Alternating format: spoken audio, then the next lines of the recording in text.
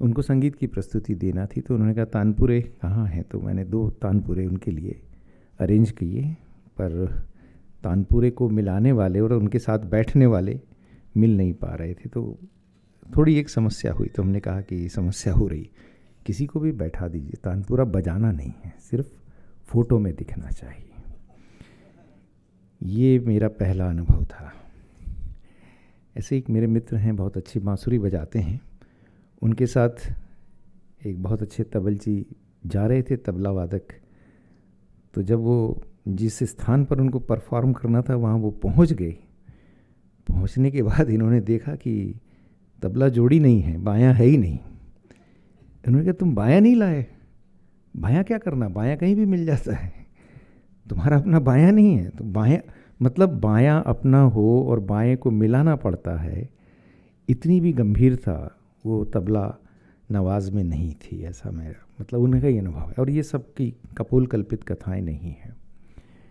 कहीं एक अनुभव पढ़ा था, संगीत निर्देशक, अभी बॉलीवुड का जिक्र हुआ लक्ष्मीकांत प्यारेलाल जी का, तो उसमें से प्यारेलाल जी, चूँकि अब लक्ष्मीकांत जी रहे नहीं तो प्यारेलाल जी ही थे, तो बहुत दिनों बाद उनको कहा गया कि आप म्यूज़िक स्टूडियो में आइए, रिकॉर्डिंग स्टूडियो में आइए।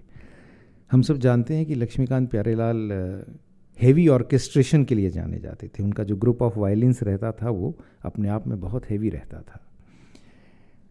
तो विशाल शेखर का स्टूडियो माना जाता था कि फिल्म इंडस्ट्री में बहुत बड़ा स्टूडियो है। तो प्यारेलाल जी वहाँ गए, पहले कमरे में गए, दूसरे में गए, फिर उन्होंने कहा स्टूडियो कहाँ है, बोले ख़त्म हो गया। ख़त्म हो गया मतलब फिर साजिंदे कहाँ बैठते हैं, तो साजिंदों की क्या ज़रूरत है।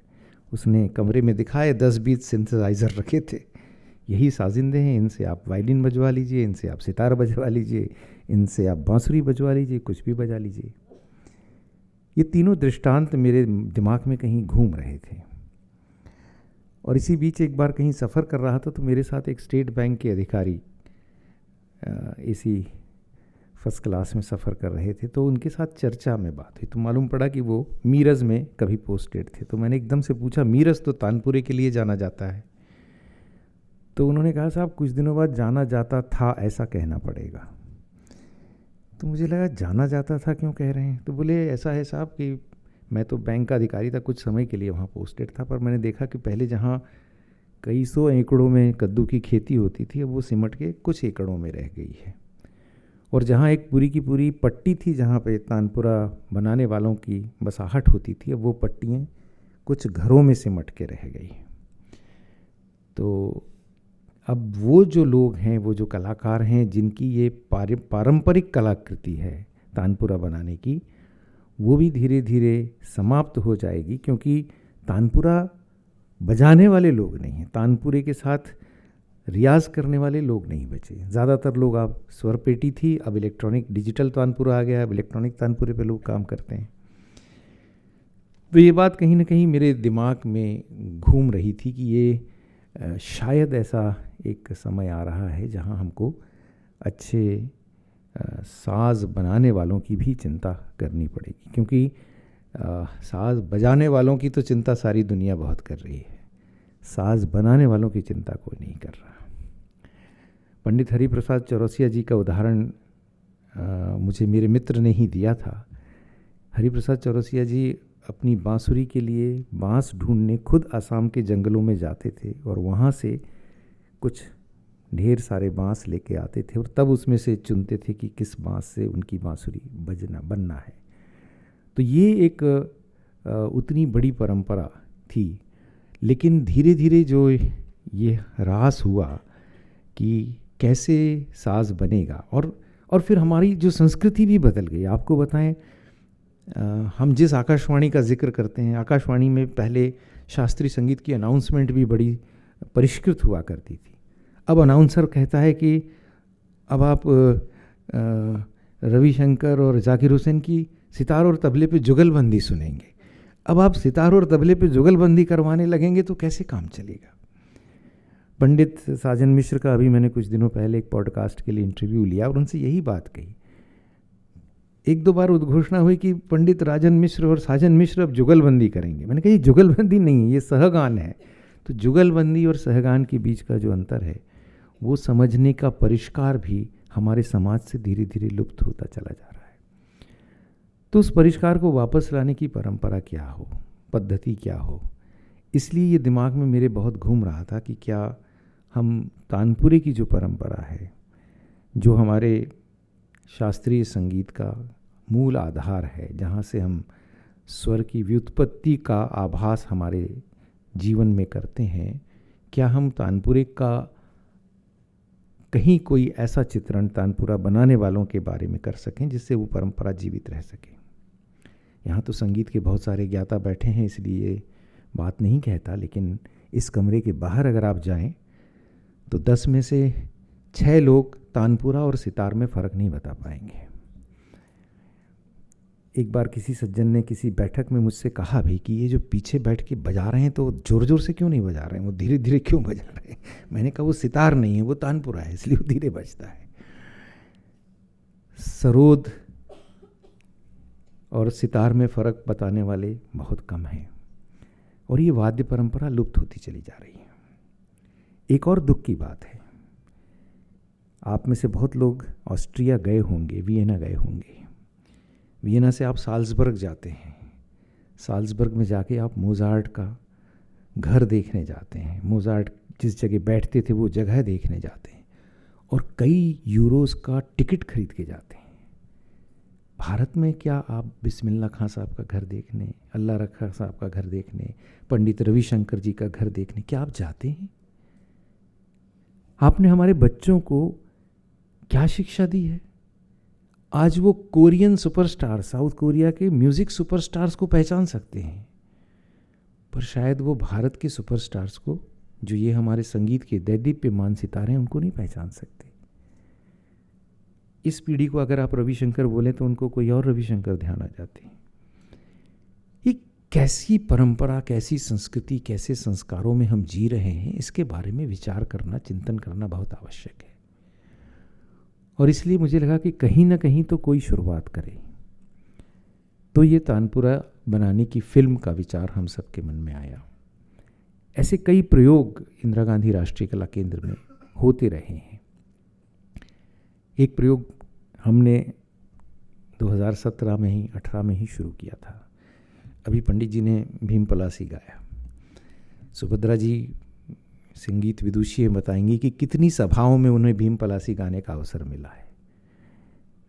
गिनती के 8 से 10 राग हैं जो शाम की सभाओं में लोग गा के संगीत सभाओं की इतिश्री कर देते हैं, क्योंकि श्रोता भी वही सुनना चाहते हैं और सभाएं भी शाम को होती हैं। तो फिर सुबह के राग कौन सुनेगा, दोपहर के राग कौन सुनेगा, तीसरे प्रहर के राग कौन सुनेगा, देर रात के राग कौन सुनेगा। हमने एक श्रृंखला प्रारंभ की जिसका नाम था भिन्न षड्ज। भिन्न षड्ज एक राग का भी नाम है और हमने पंडित ऋत्विक सान्याल से उसका प्रारंभ किया। और भिन्न षड्ज में हमने प्रयास किया कि अलग अलग प्रहर के रागों को उसी प्रहर की सभा में किया जाए। आज हमारे पास 36 रागों का डॉक्यूमेंटेशन है जो अलग अलग प्रहर में गाए गए।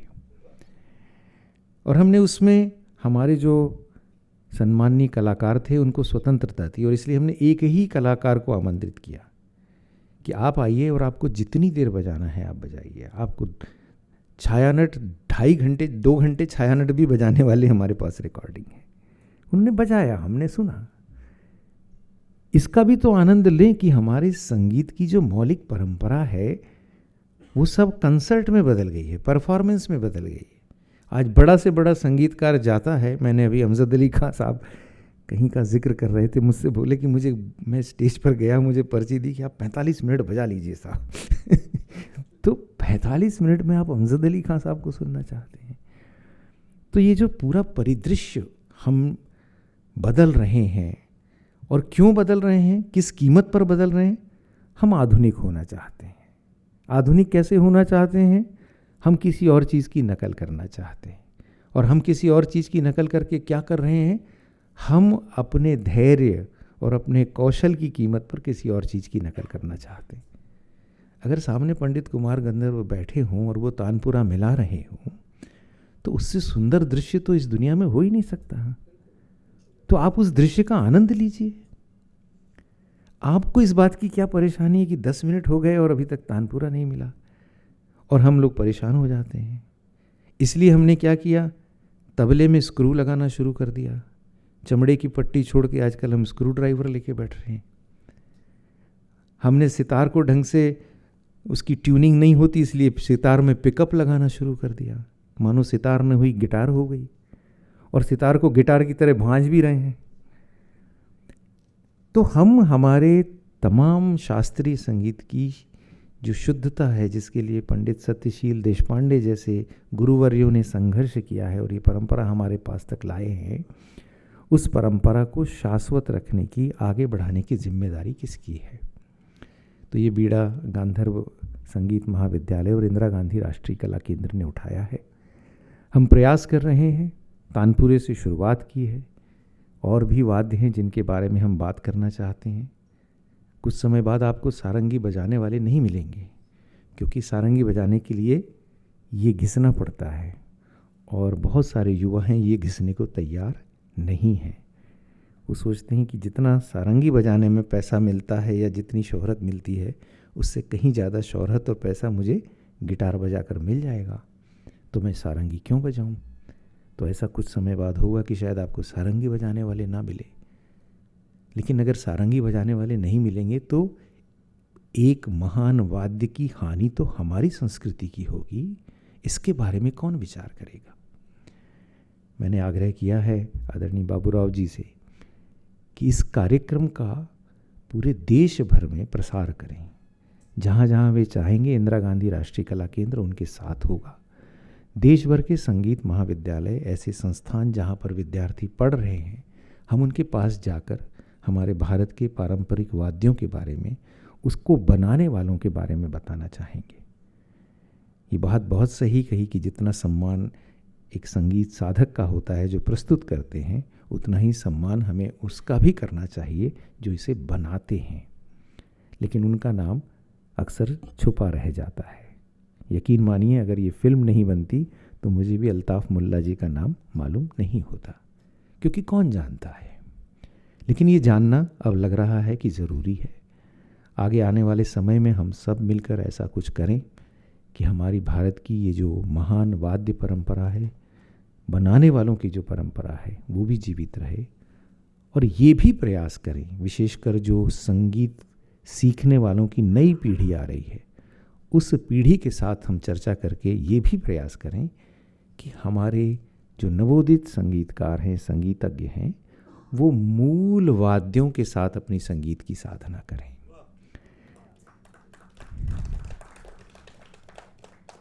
मैं नाम नहीं लेता हूँ, लेकिन कोई तबला गाल से बजा रहा है, कोई तबला छाती से बजा रहा है, और उनके शोज़ के टिकट हज़ारों लाखों में बिक रहे हैं।